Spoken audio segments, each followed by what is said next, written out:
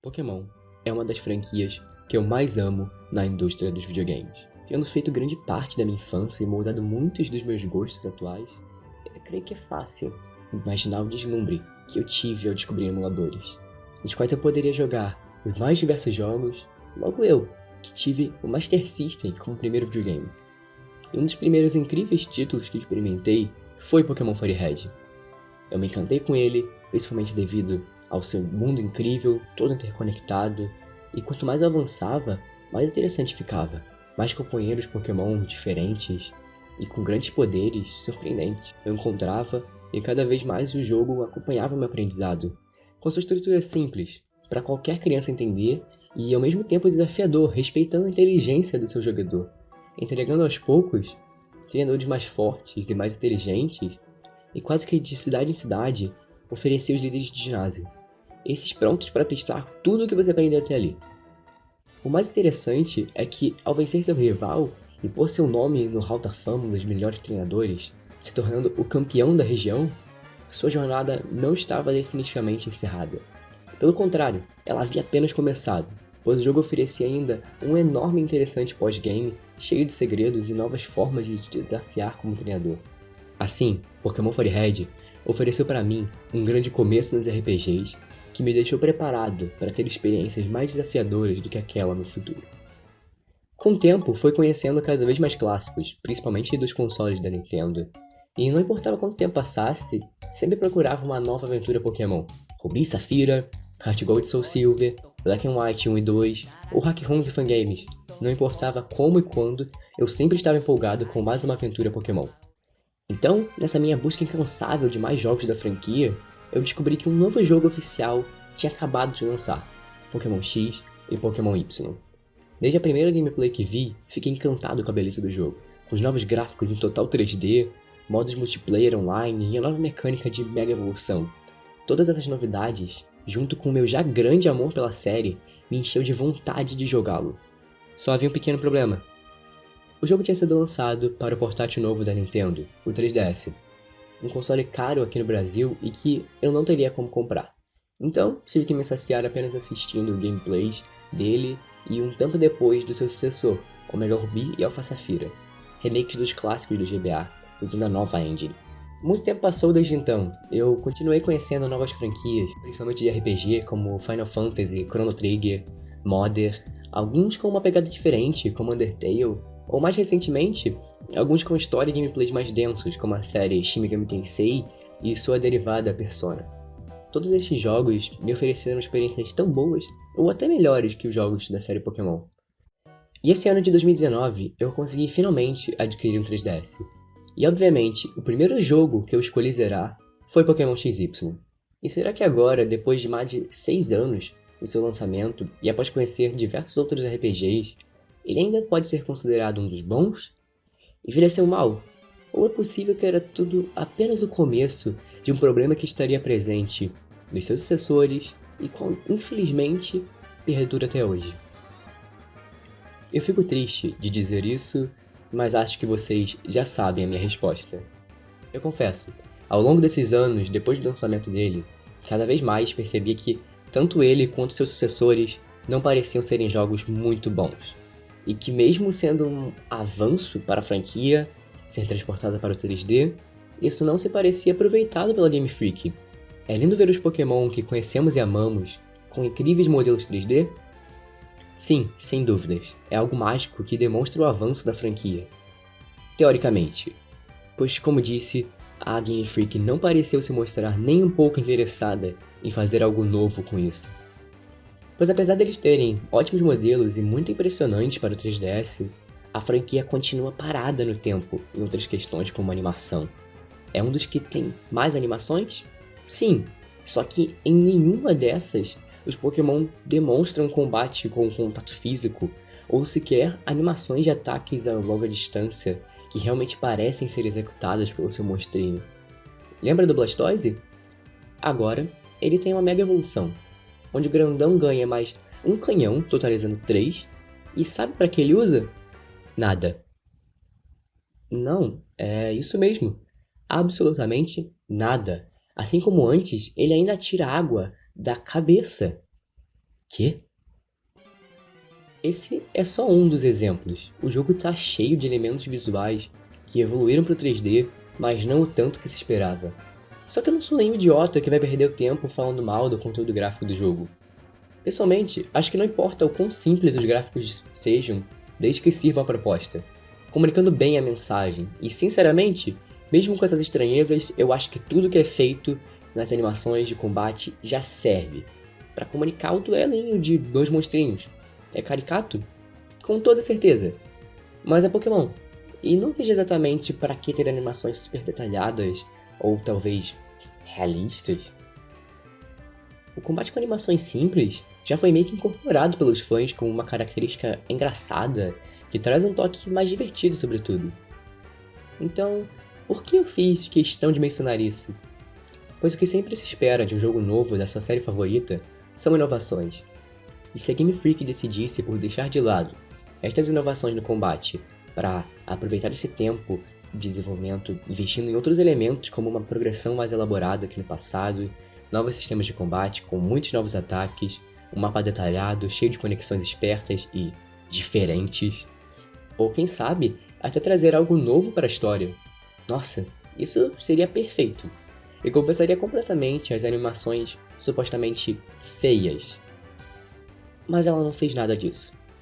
E é por causa dessa falta de comprometimento em realmente trazer algo novo que eu considero esse jogo o primeiro grande ponto de declínio da série. Para mim, parece que XY é o ponto onde começam a seguir uma mesma linha de pensamento para os jogos futuros. Manter essa mesma fórmula de criar monstrinhos novos, copiar a mesma estrutura de progressão usada desde a terceira geração e introduzir uma nova mecânica mal aproveitada que eles vão esquecer completamente no próximo título. Eu posso sim estar sendo um pouco cruel e realmente não me arrisco muito para falar sobre os jogos seguintes de XY, já que não joguei e nem planejo, pois tudo que joguei de Pokémon Y e vi dos títulos consequentes, não me parece que eles saíram dessa fórmula. Acabei de citar que não vi muito investimento da Game Freak em criar uma boa progressão para o jogo, melhorias no sistema de combate e nem mesmo um mapa com conexões espertas. Provavelmente, alguns devem ter ficado confusos com essas minhas declarações, mas podem ficar sem medo, que não é à toa que tenho mais de 80 horas desse jogo. Nada aqui foi tirado do E agora eu vou explicar cada um desses aspectos que considerei fracos, um a um, começando pelo sistema de combate. A série Pokémon mantém há muito tempo um sistema de combate simples, porém interessante, acrescentando de jogo em jogo pequenas mudanças e um aprofundamento leve nas mecânicas. A partir de XY, eles também criam uma nova mecânica foco. Nesse jogo é a Mega Evolução, que se estende no Omega Ruby e Alpha Sapphire. Sun e Moon e Ultra Sun e Moon criaram os Z-Movies, e os mais novos da série, Sword and Shield, vão trazer as Dynamax e Gigantamax. Teoricamente, trazer uma nova mecânica-chave em cada jogo é algo interessante, importante, que traz uma individualidade para eles. Novamente, não vou falar dos outros jogos, mas aqui em Y, essas novidades e muitas outras não fazem muito pelo jogo. Imagine que seu Pokémon agora ganha uma nova evolução. Isso mesmo, uma nova evolução especial, que acontece somente durante batalhas. Essa é a chamada de Mega Evolução. Obviamente, com ela, o monstrinho, além de ficar mais bonito, tem seus status aumentados. Com seu parceiro mais forte ainda do que antes, as batalhas devem ficar muito interessantes, certo? Não. Bem, no começo sim, mas logo depois de algumas batalhas, já se percebe que as megas não funcionam como um elemento de complementação da jogabilidade, para te dar novas formas de vencer desafio, mas sim um elemento de quebra dessa jogabilidade. É muito raro ver oponentes que possuam estas evoluções, até mesmo em ginásios e na liga. Logo, essa vantagem só funciona para você, tirando quase que sempre a dificuldade dos combates. Existe uma limitação de uma mega evolução por batalha, mas isso não muda muita coisa. Na maioria das vezes os stats sobem tanto que os ataques que seriam pouco efetivos derrotam o adversário em apenas 1 ou 2 hits.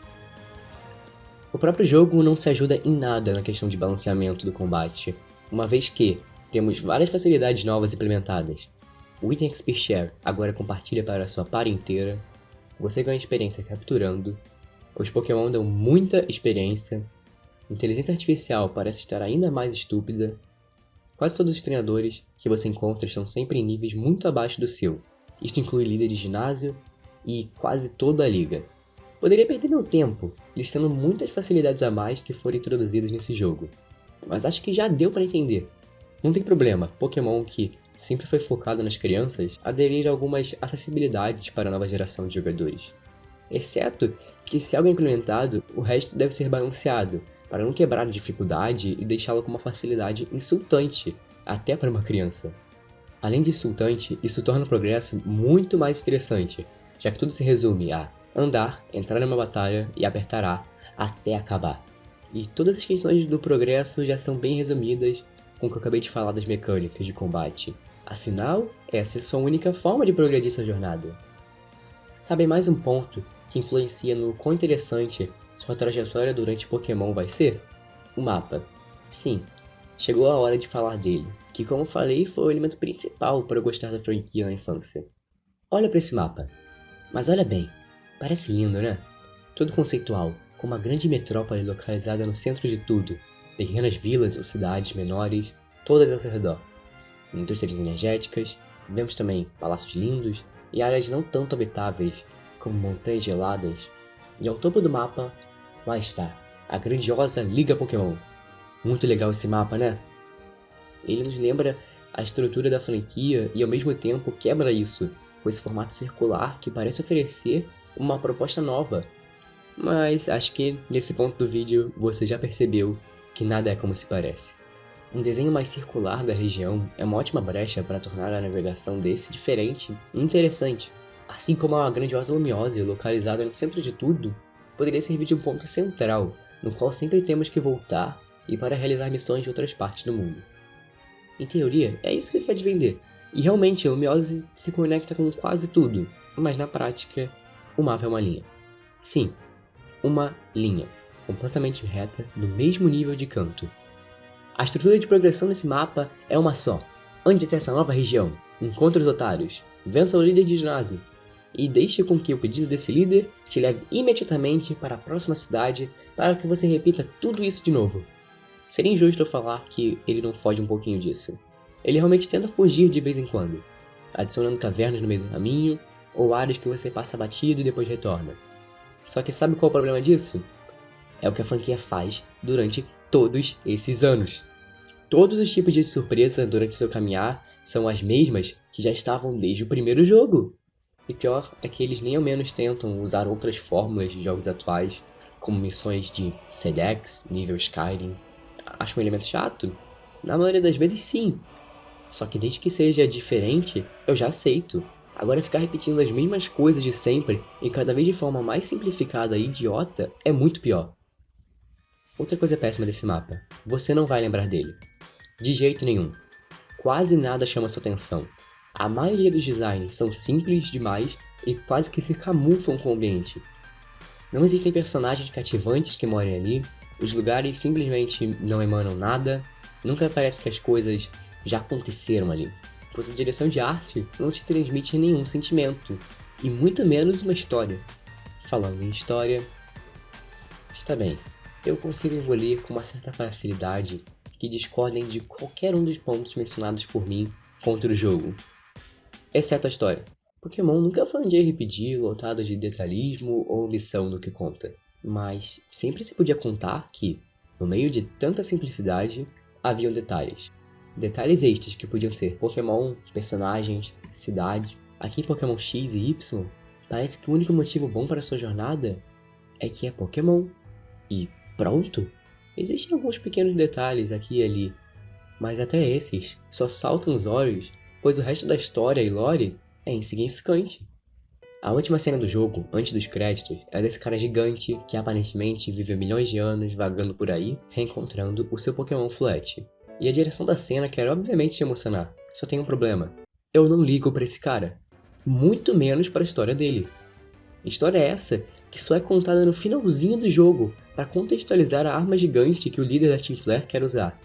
Esse cara gigante até aparece umas poucas vezes por aí no jogo, mas ele nunca fala muito e não existe nenhuma tentativa de fazer você conhecer o personagem para futuramente simpatizar com ele. E é com esse cara e o problema dele que a história principal acaba. Esse problema é o melhor exemplo do que tem de errado na história de Pokémon Y. Mas não é o único, afinal seu próprio grupinho de amigos não costumam nunca ter papos muito interessantes, mas sempre estão querendo fazer você chorar com a linda motivação deles. Até os líderes de ginásio, que além de serem fracos não são marcantes em nada. Sabe de quantos deles eu lembro agora? 3. E é só porque eu já gostava deles no anime. Voltando ao meu ponto geral na análise. Eu consigo enxergar muitos dos problemas desse jogo presentes em qualquer material que já vi do seguinte. Para ser justo, pelo que eu vi, um pouco disso melhora em Omega Ruby e Alpha Safira, e em Sun Moon, principalmente as partes envolvendo a história. Olhando bem, muitos defeitos do XY não se perpetuam, e só aparecem nele por causa de uma história de desenvolvimento um tanto bagunçada para os padrões. Ainda assim, se algo se perpetua desde XY, é essa falta de vontade de mexer na fórmula e até mesmo a enfraquecer mais ainda. Não me entendo mal, a fórmula já estava sendo seguida antes dele e já começava a se tornar um problema, mas foi a partir de X e Y que as coisas pareciam não mais manter uma qualidade e sim diminuí-la ao tentar, no mesmo tempo, seguir um padrão já extremamente cansado e tentar simplificar esse ainda mais. E é assim que a franquia perdeu tanto do seu brilho comigo. Não vou mentir que a experiência aqui é completamente estressante e ruim. Existiram sim momentos divertidos, mas esses pequenos pontos de diversão estavam sempre muito mais relacionados com a minha paixão e nostalgia do que com a real qualidade do jogo. Muitos fãs, mesmo se sentindo tão mornos com os jogos atuais da franquia, simplesmente tentam se convencer de que sempre foi assim e que está bom pra eles. Só que a marca Pokémon é forte, e a Pokémon Company ganha muito apenas com os jogos e o anime. E lembra também que uma das empresas por trás dessa marca é a Nintendo. Recursos são o que não faltam. Será mesmo tão aceitável que tão pouco desses recursos sejam vistos, investidos na qualidade dos jogos que basicamente iniciaram a marca? Para ter uma resposta disso, ignora um pouquinho Pokémon e vem comigo espiar outros joguinhos do gênero. Bravely Default, desenvolvido pela Silicon Studio e publicado pela Square Enix e a própria Nintendo, lançado em 11 de outubro de 2012 para o 3DS, exatamente um ano e um dia antes de Pokémon XY. É um jogo que tentava retomar um pouco do sentimento dos Final Fantasy da era 16 bits. Um jogo com orçamento sem dúvidas menor que o de Pokémon e que mesmo assim se consolidou como um marco na biblioteca do 3DS, trazendo visuais simples, mas cativantes, uma gameplay bem estruturada e com a virada da mecânica Brave, que basicamente pode definir quantos turnos você e seu oponente vão ter. Além disso, existe uma reviravolta marcante na história que redefine o tipo de mensagem que ele planeja passar. Saindo um pouco do JRPG tradicional, vamos para o tático. Fire Emblem Awakening. Não acho necessário muitos comentários, só considere que o jogo do Nintendo 3DS foi o revitalizador da franquia no mundo, trazendo uma gameplay e história mais simples, sem tirar certas marcas da franquia. Voltando para o JRPG convencional, mas saindo do 3DS, nós temos Ni no Kuni, lançado em 2011 no Japão e que chegou para nós em 2013. Traz toda uma narrativa e estilo de jogo mais confortável, leve e de certa forma infantil. Não cria muita coisa nova, mas tudo que faz é bem feito. Ni no Kuni também teve alguns artistas relacionados com o estúdio Ghibli no projeto, o que corrobora ainda mais com o tom dele. Ni no Kuni foi tão bem recebido no nicho que ganhou uma continuação e recentemente um remaster. Eu dei apenas 3 exemplos de RPGs japoneses que foram produzidos com total certeza menos orçamento que XY, e mesmo assim os 3 são criações em que se percebe muito mais esforço para trazer uma boa experiência de ponta a ponta. Eu não vi esse tipo de carinho em Pokémon Y. É isso que realmente não me deixa apreciar ele. É isso que eu enxergo como o começo de um problema. Mas, embora o problema esteja lá, eu realmente acredito que a franquia é muito mais forte que isso. Uma hora ou outra, ela vai tentar se renovar. Mesmo agora, onde enxergo todos esses problemas, ainda consigo capturar certas qualidades. A história de Pokémon Sun e Moon realmente acho cativante e bonitinha. Sword and Shield, eu via um monte de problemas de falta de polimento nos primeiros trailers. E agora, eu estou muito mais satisfeito com as novas amostras. O semi-mundo aberto parece um pouco vazio, só que, olha só, É um mundo aberto em Pokémon, e com missões Sedex. Obviamente, ainda são evoluções muito atrasadas, ainda aparentam muita pouca ambição, só que já é um começo. No geral, os problemas de XY e da Game Freak continuam aí rondando a franquia, porém, as coisas ainda parecem ter solução. Eu espero.